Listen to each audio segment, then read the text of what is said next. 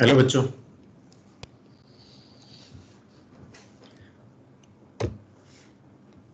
Good morning sir.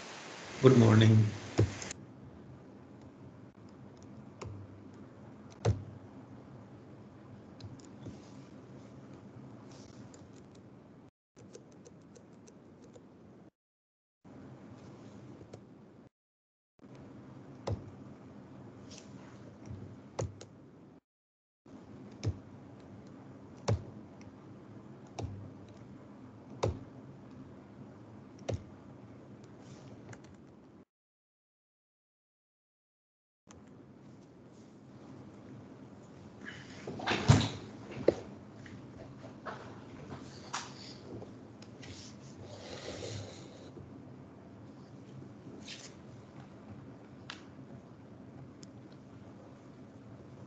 Slide visible हो गई आपको?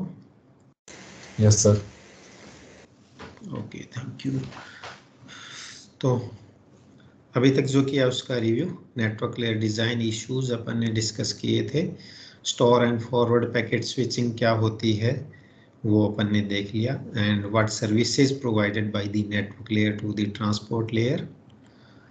Then two types of services supported by the network layer, connection oriented and connection less, जिसको datagram approach भी कहते हैं, virtual circuit approach भी कहते हैं,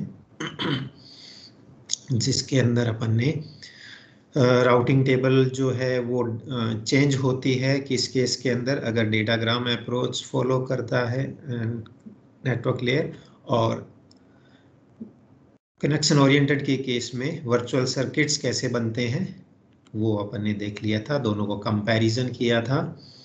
और उसके बाद कुछ टर्मिनोलॉजी डिस्कस की थी, optimality principle and characteristics of a typical routing algorithm, जिसके अंदर robustness, simplicity, fairness, correctness, efficiency ये सब होना चाहिए, लेकिन एक बैलेंस वे के अंदर। ऐसा नहीं है कि अपन ऑप्टिमाइज करने के चक्कर के अंदर जो फेयरनेस पॉलिसी है उसको भूल जाए, किसी का नंबर ही नहीं आए और वो स्टार्व हो जाए, उसके पैकेट जो है कभी भी कम्युनिकेट ही नहीं हो पाए, ऐसा नहीं होना चाहिए।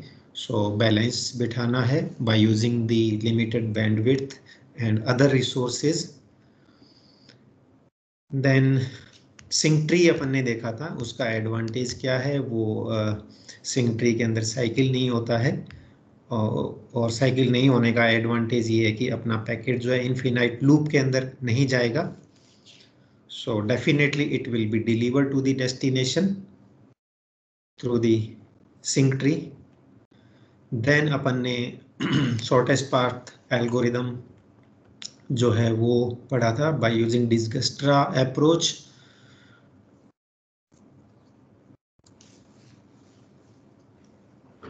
कोई डाउट हो तो पूछ सकते हैं आप।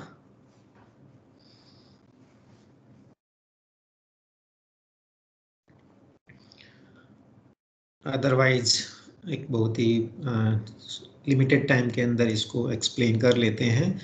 Suppose we have to find out shortest path into this network, so what Dijkstra approach will do, it will take the node one by one and find out its neighbor, and the node which is currently into consideration is called as working node, and one will be identified as source and another will be as destination. Suppose for a source A we are working, then A के पड़ोस के अंदर B और G है, तो first time के अंदर B and G की A से जो डिस्टेंस है वो उनकी मैट्रिक्स के अंदर स्टोर हो जाएगी, जो कि B वाले डायग्राम में देख रहे हैं। B is 2 hop away या 2 time unit away from A and G is 6 time unit away from A, जो कि initially given है। I want to mention here, since all the algorithm have matrix into it, that's why आप future में देखेंगे कि जो भी routing algorithm के लिए कोई भी रिसर्च होती है वो इम्प्लीमेंट करने के लिए मैटलैब को एज ए टूल यूज करते हैं। नेटवर्क के अंदर, क्योंकि अपने को फ्रीक्वेंटली मैट्रिक्स का यूज करना पड़ता है और मैटलैब मैट्रिक्स को हैंडल करने के लिए ऑप्टिमम टूल है आज के सिनेरियो के अंदर। ओके, तो बी और जी जो कवर हो गए, ए के नेबरिंग जो थे और उनकी डिस्टेंस जो है ए से वो मेंशन कर ली है और उन्होंने अपनी राउटिंग टेबल में उनकी एंट्री कर ली है। यानी बी ने ये आइडेंटिफाई कर लिया कि I am 2 time unit away from A and G is 6 time unit away from A. This unit may be number of hop, this is may be in terms of time. Okay, अब जो इनमें से minimum है उसको ले लिया, सो B को working node consider किया और B के जो नेबरिंग है वो अपनी टेबल अपडेट करेंगे। सो C पार्ट के अंदर you can observe C is 9 time unit away from A and through B. E is 4 time unit away from A through B, यानी रूट जो होगा वो B के थ्रू होगा E का, तो उसकी डिस्टेंस, उस रूट की डिस्टेंस जो है वो 4 आ रही है। सो B के 2 ही पड़ोसी थे और वो कवर हो गए। सिमिलरली नेक्स्ट टाइम अब जो है E का टर्न आया, E ने F के लिए डिस्टेंस कैलकुलेट की तो F की टेबल हो गई, it is 6 time unit away from A through E। यहां पे डिफरेंस आएगा, अप टू सी डायग्राम जी की जो डिस्टेंस थी ए से वो थी 6 और डायरेक्टली ए लिंक से वो डिस्टेंस आ रही थी। अब जब ई के थ्रू जी अपनी डिस्टेंस कैलकुलेट करेगा तो 4 एंड प्लस जो है यहाँ पे 1 है, ई और जी के बीच में डिस्टेंस जो है 1 है। सो जब जी अपनी डिस्टेंस कैलकुलेट करेगा तो ई के थ्रू वो डिस्टेंस 5 आ रही है। So now the value will be changed, the label will be change और ये अपने आप की राउटिंग टेबल को अपडेट कर लेगा और अब अपनी राउटिंग टेबल में एंट्री कर लेगा 5। रीजन बीइंग 5 जो है डिस्टेंस वो पहले से कम आ गई है। अब ये इसका परमानेंट लेबल हो गया, पहले ये टेम्पररी लेबल था। सो जब तक पूरे रूट कवर नहीं हो जाते किसी भी नोड के लिए, until then the label will be temporary और उसके बाद जो मिनिमम होगा सभी रूट के थ्रू वो रूट अपने एज ए परमानेंट लेबल वो अपना राउटिंग टेबल में एंट्री कर लेगा। सो दीज आर 6 स्टेप और सेम स्टेप जो है हर एक नोड के लिए रिपीट होंगे इन डिजकस्ट्रा अप्रोच।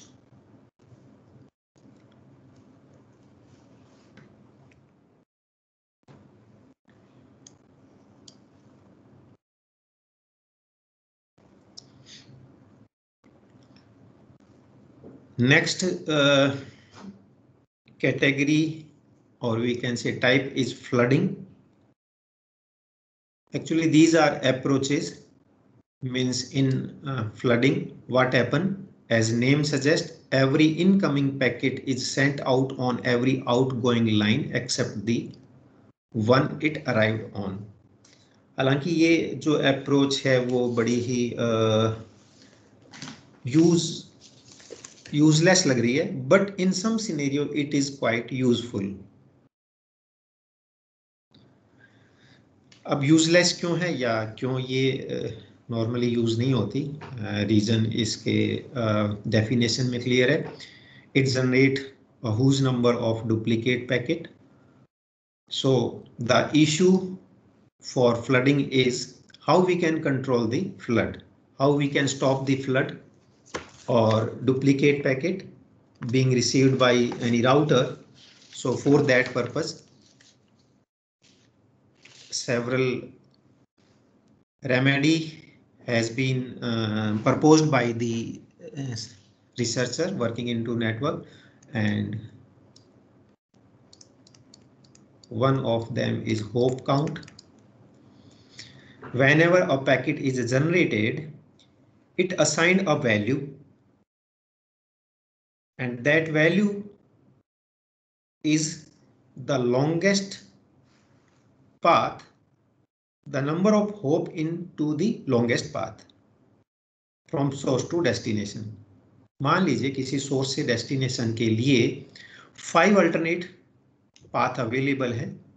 ओके, तो 5 अल्टरनेट पाथ अवेलेबल है और उनमें जो लॉन्गेस्ट वाला रूट है उसके अंदर 6 हॉप्स हैं, 6 डिवाइसेस हैं, तो उसकी वैल्यू जो है वो 6 हो जाएगी। And after covering every router ये वैल्यू जो है वो डिक्रीमेंट होती जाएगी एंड जब वो वैल्यू 0 पहुंच जाएगी उसके बाद उसको आगे राउटर फॉरवर्ड नहीं करेगा।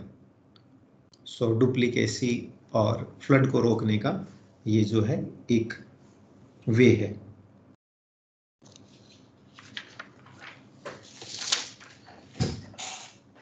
सेकंड हो सकता है time to live. Similarly one longest delay value has been assigned to each packet and after every time slice it has been decremented and when it reaches to 0 again that packet has been discarded from the network and dropped, ignored. That means इनका meaning ये है कि वो जो packet है वो infinite loop के अंदर चला गया है, तो अब इसको एंटरटेन करने का कोई भी फायदा नहीं है। So these are the some remedy to remove the duplicacy and infinite flood. Hop counter contained in the header of each packet. Router keep track of which packet have been flooded. Then use of the flood technique.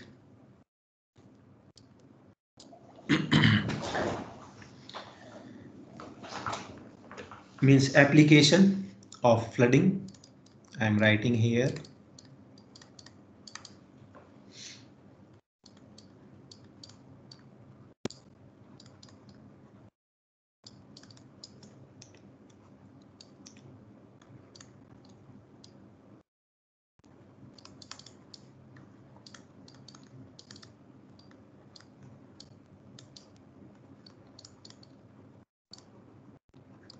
Yes. First, let me define the distributor system. A distributor system, a kind of system in which the resources are stored or scattered onto the different devices, and they are also scattered remote geographical area. For example, banking sector हो गया, तो bank की branches जो है वो through out the world होती है और उसके सॉफ्टवेयर भी through out world end devices पे रन हो रहे होते हैं, तो that it is a example of distributed system. तो अगर अपने को या जो सर्वर है उसको अपने सॉफ्टवेयर में अपडेट करना है, ठीक है, तो उस केस के अंदर फ्लडिंग जो है वो यूजफुल है।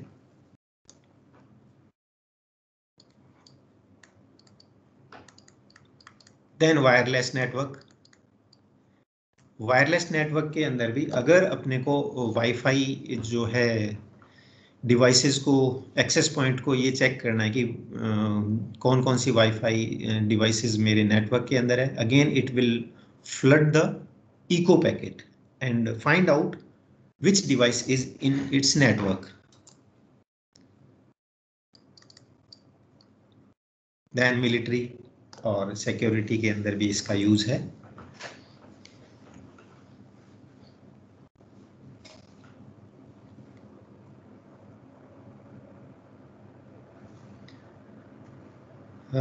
Then what has been mentioned into this slide, ensure that a packet is delivered to every node in the network. Yes, ये उसका बड़ा ही अच्छा यूज है कि ये तो काम करेगा ही करेगा, क्योंकि फ्लड हो रहा है, दैट मीन्स ये सब जगह जा रहा है। Flooding is robust, it can also be used as metric against which other routing algorithm can be compared. Yes, means जो परफॉर्मेंस एनालिसिस के काम में आता है कि जितनी रोबस्टनेस फ्लडिंग के अंदर है, अगर उतनी कोई बिना डुप्लीकेट पैकेट जनरेट किए हुए अचीव कर पाता है, that means we can use that particular algorithm. Because flooding के अंदर जो मेजर ड्रॉबैक है वो ये है कि ये डुप्लीकेट पैकेट जनरेट करता है। अगर इस चीज को कोई भी दूसरा एल्गोरिदम रोक सकता है by applying same type of robustness, then that will be better. It also require little in the way of setup. Yes, obviously जब सभी devices को पैकेट जो है disseminate हो रहा है तो it will take time.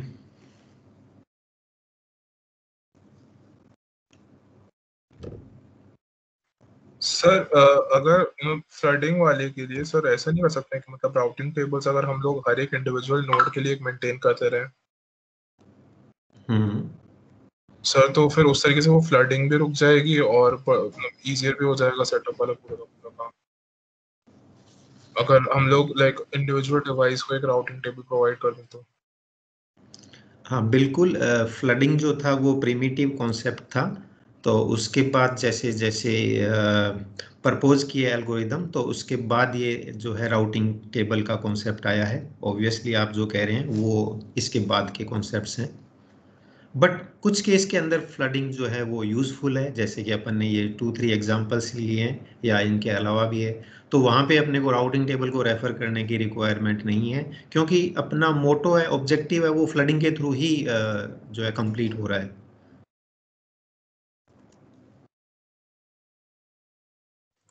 Okay sir.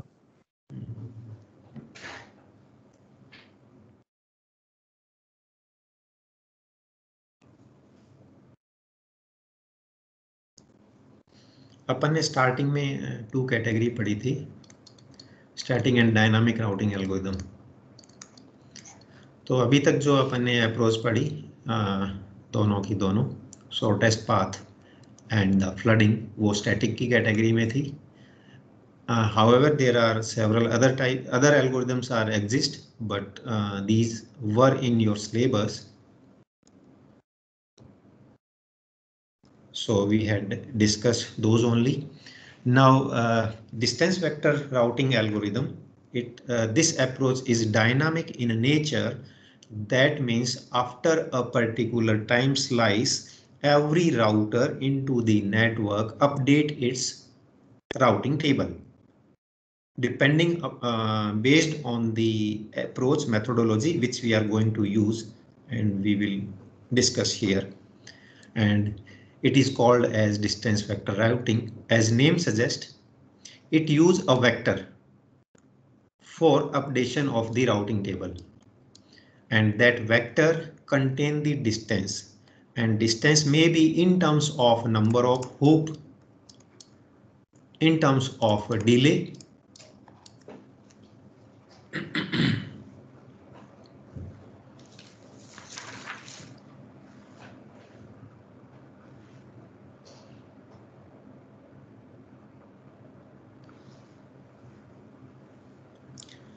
Distance vector routing algorithm, also named as Bellman-Ford algorithm, जो साइंटिस्ट डेवलपर थे इन्होंने ये एल्गोरिथम दिया था, but it is based on distance, that's why it is called as distance vector routing.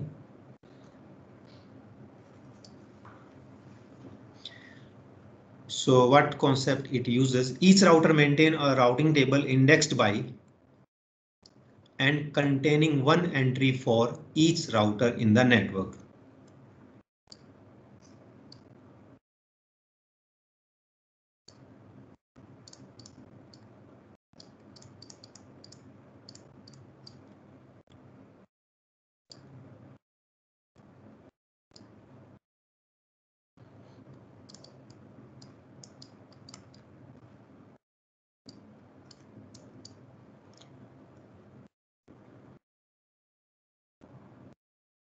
Suppose किसी network में 10 routers हैं, then each router will having 9 entry into its routing table.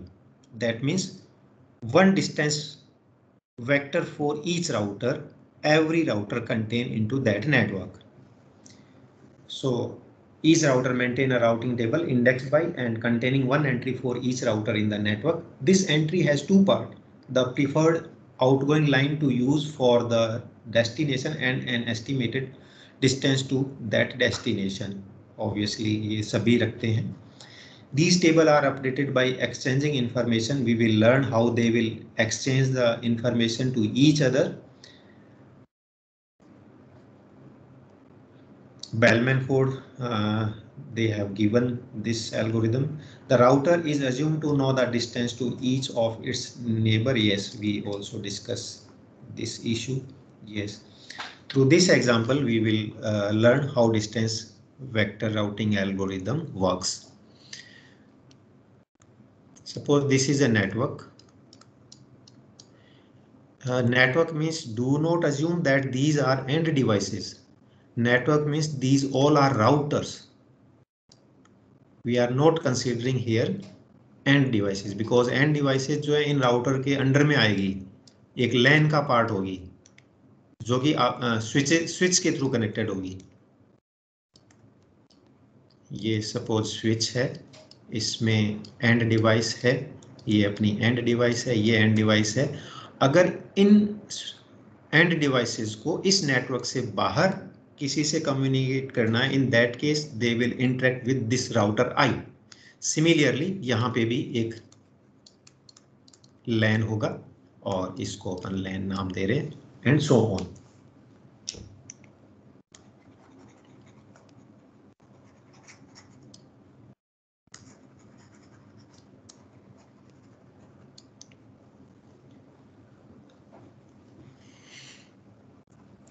So left hand side it represent a network.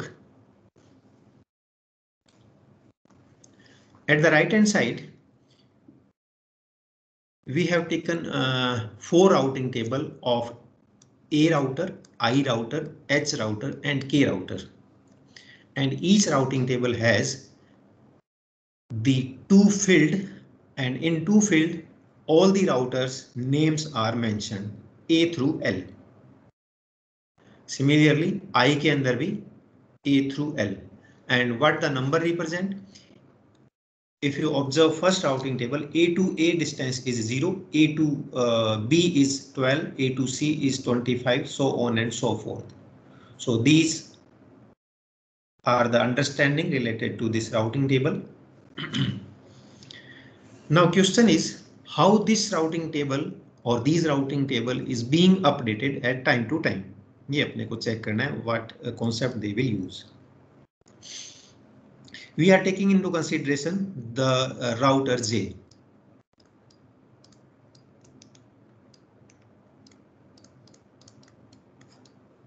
Excuse me, sir. Yes. Sir, is this the distance after the Bellman-Ford algorithm is applied or no? Is this before? Yes, it already has been applied. We will discuss how they will do this. Okay, again, let me try to explain. Whenever any router booted, it will update its routing table. Whenever any router booted, it will make its routing table. How that router make its routing table, that we are going to learn after right now. Suppose J को अपनी routing table जो है update करनी है. J is the currently router that is booted right now. Okay. अब J क्या करेगा? J जो है सबसे पहले इको पैकेट जनरेट करेगा और अपने जो नेबरिंग डायरेक्टली कनेक्टेड रूटर्स है उनको वो सेंड करेगा. यानी A, then I, then H and K, इन सबको वो इको पैकेट सेंड करेगा. At the same time they will reply, that means A, I, H and K, they will reply of that packet.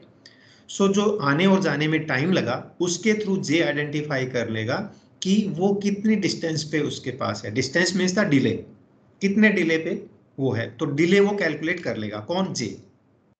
Okay. At the same time, the neighboring node will also exchange their routing table with J. However, J के पास अपनी routing table अभी नहीं है, but A, I, H and L जो है K जो है वो अपनी routing table J को भेज देंगे. ठीक है, तो जो ये routing tables हैं 4, ये J के पास आ गई है A, I और H, K से. AIH&K जो है वो ऑलरेडी बूटेड थे, उन्होंने अपनी राउटिंग टेबल वैसे ही अपडेट कर रखी है जैसे जे अभी अभी कर रहा है, ठीक है। तो अभी जो है जे ने ये फाइंड आउट किया कि जे A delay is 8, JI delay is 10, JH delay is 12 and JK delay is 6. Okay. Now मैं एक ही पर्टिकुलर अपन उसके बात करेंगे।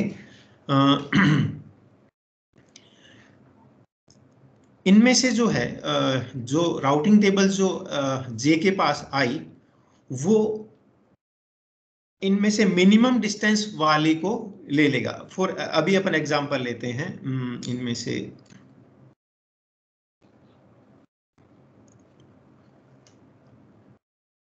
at the right hand side J is constructing its routing table.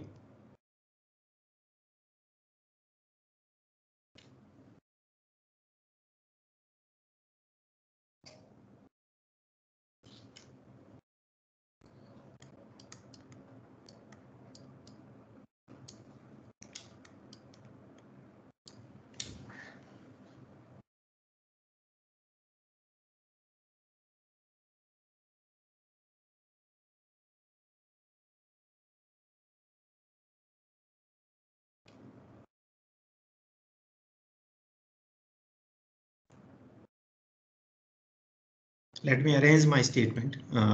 Give me 1 minute.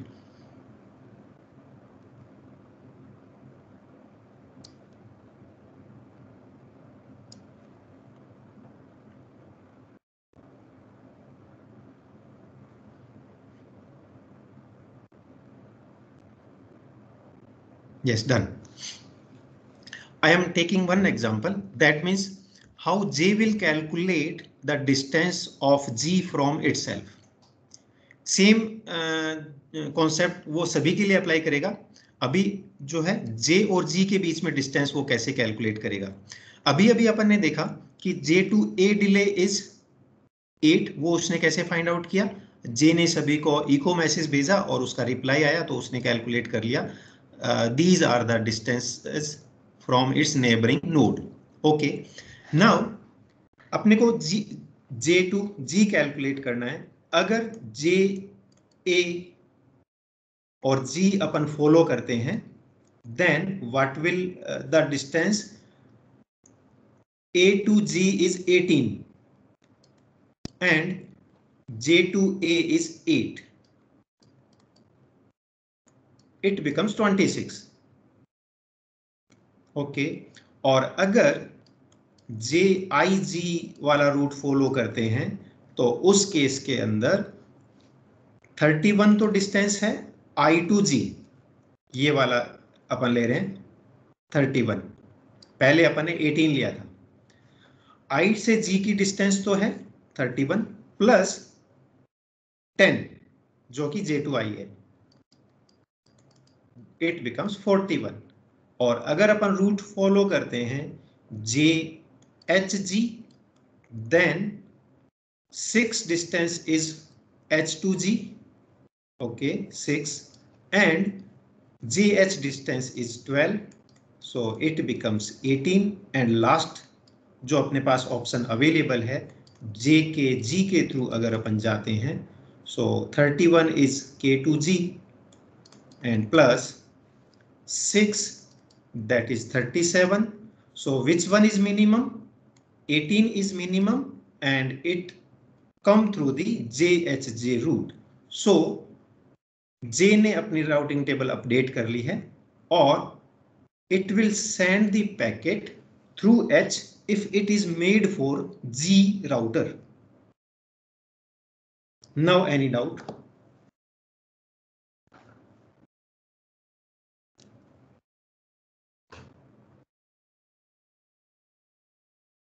Sir ये बस booting के time होगा? First time booting के टाइम होगा और उसके बाद आफ्टर सेलेक्टेड और गिवन टाइम स्लाइस या टोपोलॉजी चेंज होगी तो होगा और या after every some time slot जो कि डिफाइन होगा राउटिंग एल्गोरिथम के अंदर। सर जैसे अभी जे बूट अप हुआ तो ए आई के और एच इनकी भी राउटिंग टेबल अपडेट होगी अभी जे के लिए, क्योंकि पहले जे तो ऑफलाइन था। बिल्कुल, जे की एंट्री आएगी ना, और जे अपने आप को भेज देगा उसको कि यस आई एम अलाइव, और ये अपने अंदर उसको जैसे यानी ए जे को पैकेट भेजेगा और वहां से डिले कैलकुलेट करेगा और अपनी राउटिंग टेबल में एंट्री कर लेगा। और सर बाकी सारे राउटर फिर बी सी फिर D E F G. Yes, ये डिसेमिनेट होती जाएगी, आगे फ्लड होती जाएगी ये चीज, यानी ए बी को भेजेगा, बी सी को भेजेगा, सी डी को भेजेगा। However it will also generate a huge traffic अगर नेटवर्क लार्ज होता है तो।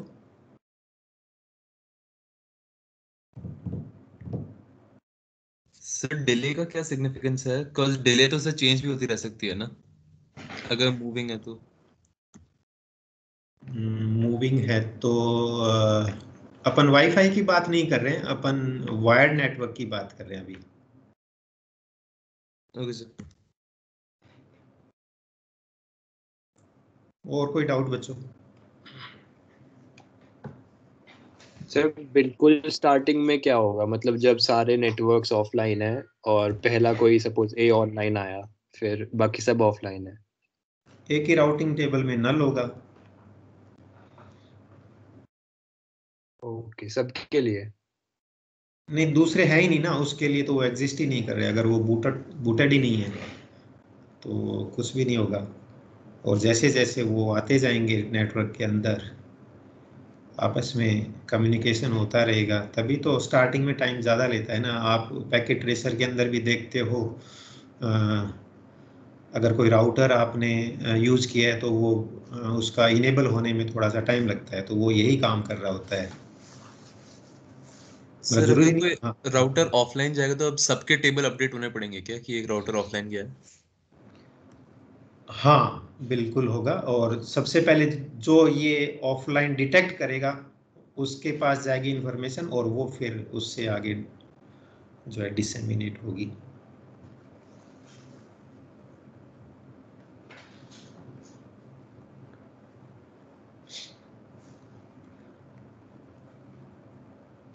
बढ़े आगे। Yes sir.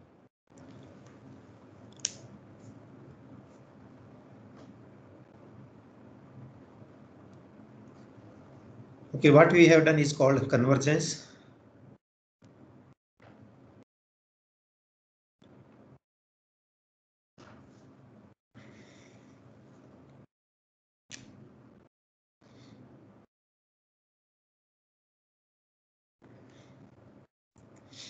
Yes, the distance vector algorithm react rapidly to good news, but respond slowly to bad news.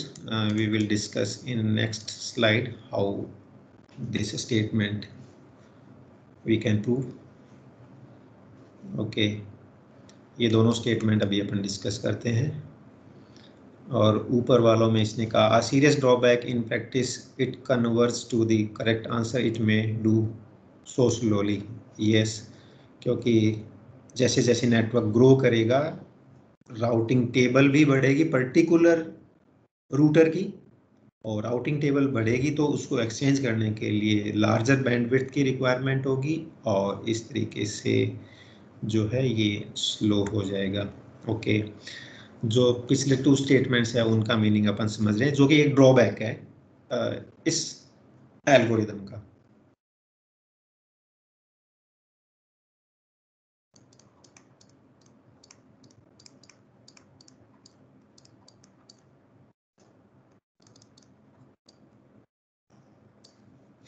ध्यान से समझना।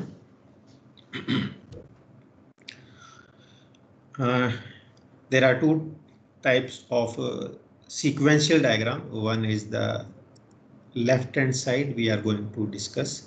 Suppose at this time A is down. At this time A is down, so for A there will be no entry into B, there will be no entry into C, there will be no entry into D and E and so on. जैसा कि अभी अपन discuss कर रहे थे, अगर router है ही नहीं, exist ही नहीं कर रहा है, तो ऑब्वियसली उसमें एंट्रीज नहीं होगी उसके रेस्पेक्टिव। बट इस टाइम पे जो है अपना राउटर ए जो है वो बूट हुआ और पिक्चर में आ गया। तो पिक्चर में आते ही ए ने बी को नोटिफाई किया, हे आई एम अलाइव, और ये डायरेक्ट नेबर था इसका। तो बी ने अपनी राउटिंग टेबल में उसके लिए जो है नंबर ऑफ अपन अभी यूज करें distance as a distance number of hop use कर रहे हैं। So it is 1 hop away from B. In next communication, B will notify to C that I have one new router into my routing table, that is A, और उसकी मेरे से distance 1 है, तो C उसको 2 से अपडेट कर लेगा ऑब्वियसली। और इस तरीके से ये जो है आफ्टर 4 एक्सचेंजेस सभी की राउटिंग टेबल में A के लिए एंट्री आ जाएगी with its distance in terms of number of hop. ठीक है, ये मतलब था इस स्टेटमेंट का, it react rapidly to good news. अब बैड न्यूज क्या है और वो स्लोली क्यों चलती है और उसका नुकसान क्या है।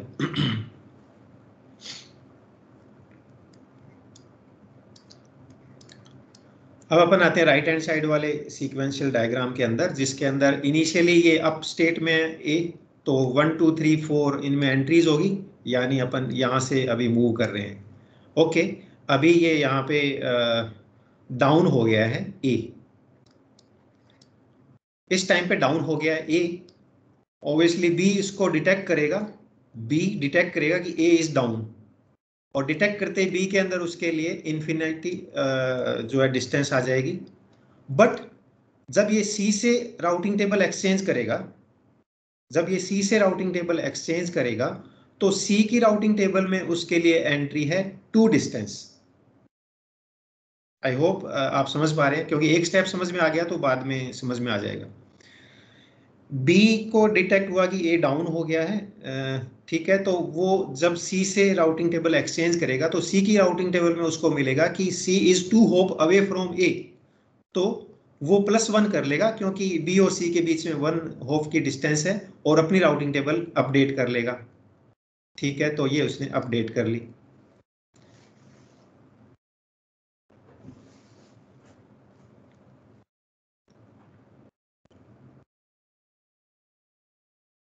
ओके, आफ्टर 2 एक्सचेंज ये वाला सिनेरियो मिलेगा,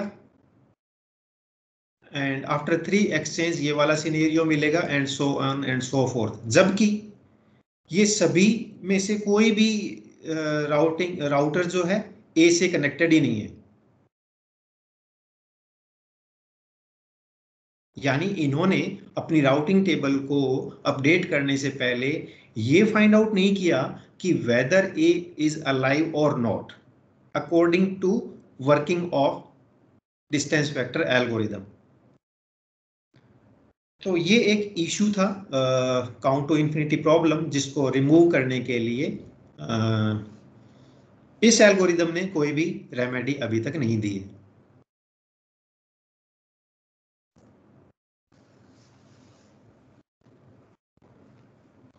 and it is called as count to infinity problem. ये इन्फिनाइट फॉर्म के अंदर एक दूसरे को अपडेट करते जाएंगे, और जिसका कि कोई भी इलाज अभी तक नहीं खोजा गया है।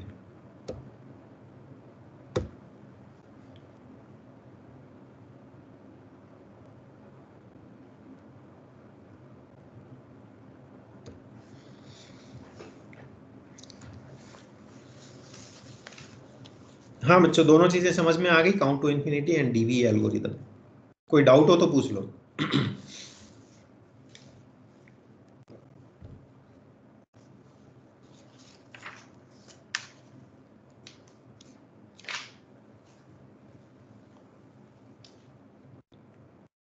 Otherwise you may leave, next week मिलते हैं। Have a good day ahead. Thank you sir. Okay, bye bye. Thank you sir.